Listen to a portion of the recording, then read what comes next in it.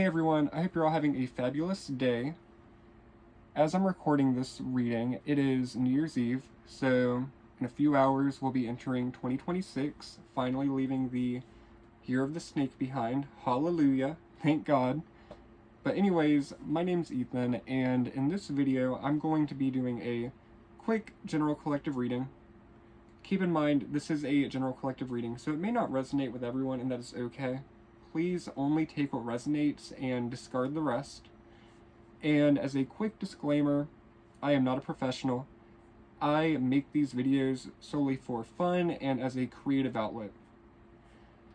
Now, with the reading, I went ahead and pulled some cards, took some notes, and meditated on the energy. And the overall energy or theme of this energy is emotional regulation and realignment. So for the first card that I pulled to guide the reading, I pulled the full moon in Aries, cool your emotions. This full moon brings heightened feelings, urgency, and reactive impulses. Aries energy wants immediate action and immediate results.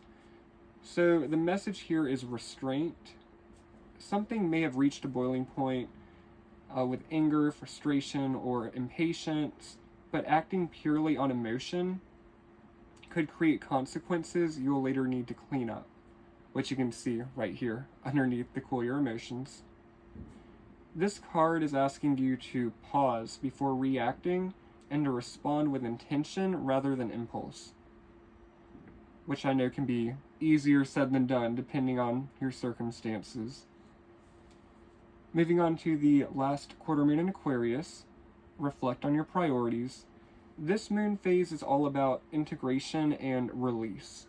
Aquarius adds emotional detachment, and higher perspective.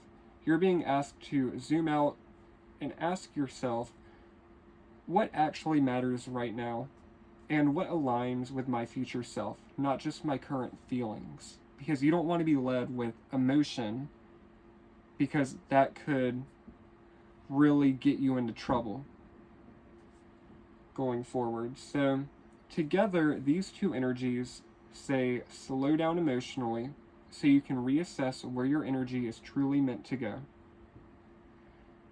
Now with the Oracle guidance cards that I pulled the Clean Up, Declutter, Accountability, and Home card. This is a powerful card of responsibility and energetic hygiene. It points to clearing out mental clutter, emotional baggage, physical mess, or unresolved obligations. There's a call here to take ownership of your choices, your environment, and your role in the current situation. This isn't about blame, it's about empowerment. When you clean up what's draining you, you reclaim your power. And I believe this is really important heading into the new year. Leaving things behind in 2025, things that no longer serve you. The next guidance card that I pulled is Howl, Community, Alignment, and Focus. After the cleanup comes reconnection. This card suggests that isolation isn't the answer right now. You're meant to realign with people, spaces, or communities that resonate with who you're becoming. Howl is about calling out and being heard, and also listening for those who answer back. This is support, collaboration, and shared purpose.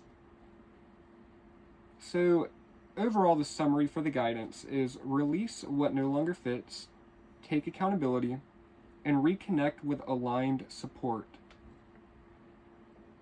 Moving into the tarot, to clarify the overall energy, I pulled the Page of Arrows. This is all about curiosity, truth-seeking, and mental restlessness. You may be receiving new information or questioning an old belief. There is a desire to understand why things feel kind of like off, but also a tendency to overthink. And I said in a previous reading that the Page of Arrows I see as a journalist, running around trying to get all the information, gathering evidence so that they can pave a path forward, because they know what they want. They just have to get all the resources, get all the details. It's kind of like again, a journalist going out, or it's taking that inspired action to go into a job interview, and you're just like, you know what you want. You may not know how it's going to go down, but you have that end goal in mind. So moving on to the Six of Wands, this is a strong desire for recognition or validation. You want to be seen for your efforts, and you may already be succeeding outwardly, even if internally you feel unsure about the situation. This can also indicate pressure to maintain an image of having it together, but feeling kind of like that imposter syndrome. Because people can't read your mind, you know? But on the outside, everything looks kosher. You look great, stunning, fabulous. You're doing the dang thing. Now moving on to the Seven of Cups. This relates to that last quarter moon in Aquarius. Reflect on your priorities, because it's all about being kind of confused and overwhelmed with too many options. So this card confirms mental fog. You may be juggling multiple possibilities, paths, or expectations, which is making it hard to choose a path clearly. Next, with the Two of Pentacles, this is all about balance, being able to juggle things, stability. Now, with this overall reading, trying to balance it all, this suggests that you've been stretching yourself thin, which is also why your emotions are likely elevated right now. And it's part of the cleanup, where the cleanup doesn't have to be physical cleaning. It could just be making space for things that, or, you know, making space and saying goodbye to things that no longer serve you. You may be attempting to manage competing priorities without dropping anything, but it's becoming exhausting and you're overwhelmed, and that lack of mental clarity is playing into the emotions. Now moving on to the Eight of Cups, this is emotional detachment and walking away.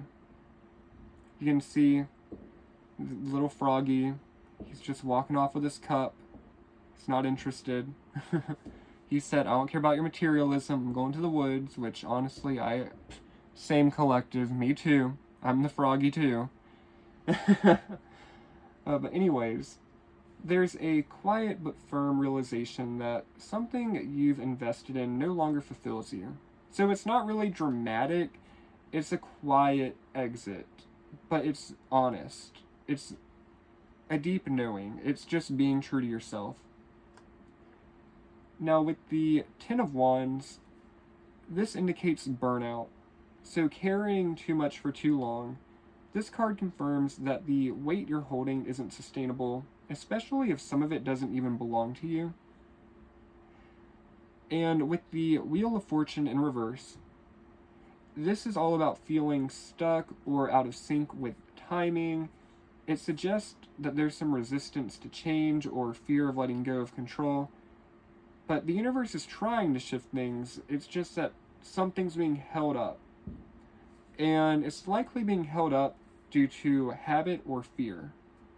Kind of like staying stuck with the devil you know, because you're afraid of change.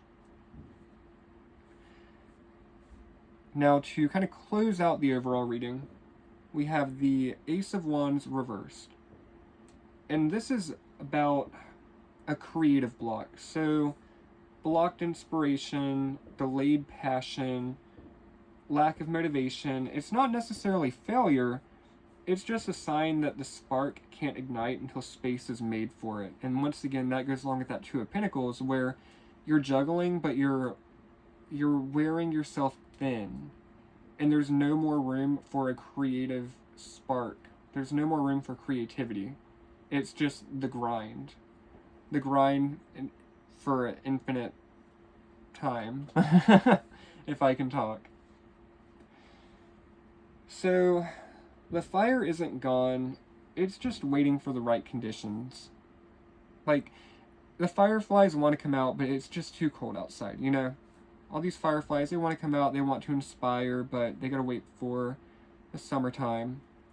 Now, bringing it all together, the core message of this spread is that this collective has been mentally overwhelmed, emotionally burdened, and energetically overextended, possibly while still appearing successful or on track to others, but there's confusion about direction, a pressure to juggle everything, and a growing awareness that something needs to be released.